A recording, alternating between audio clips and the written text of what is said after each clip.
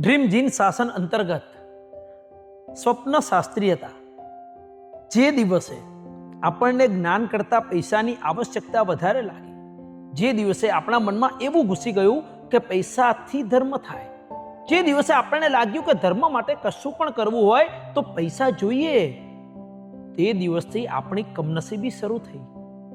પ્રભુનો માર્ગ પૈસાથી નહીં, શાસ્ત્રીયતાથી ચાલે છે.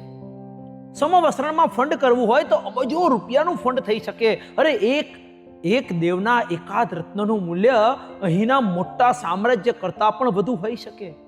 પણ અનંત તીર્થંકરોમાંથી એક પણ તીર્થંકરે કોઈ ફંડ કર્યું નથી.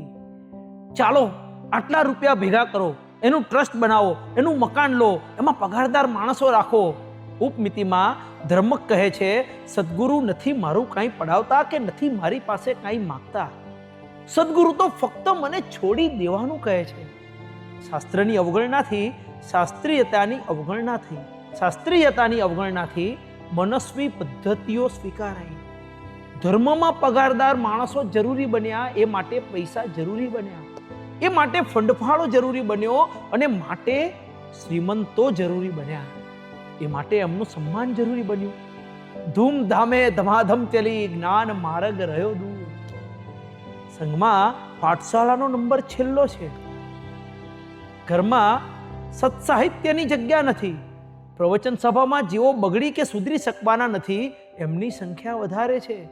અને જ્ઞાન શિબિર જે મેક્સિમમ ચાલવી જોઈએ, એ બીજા અનુષ્ઠાનોની તુલનામાં પ્રાય મિનિમમ ચાલે છે.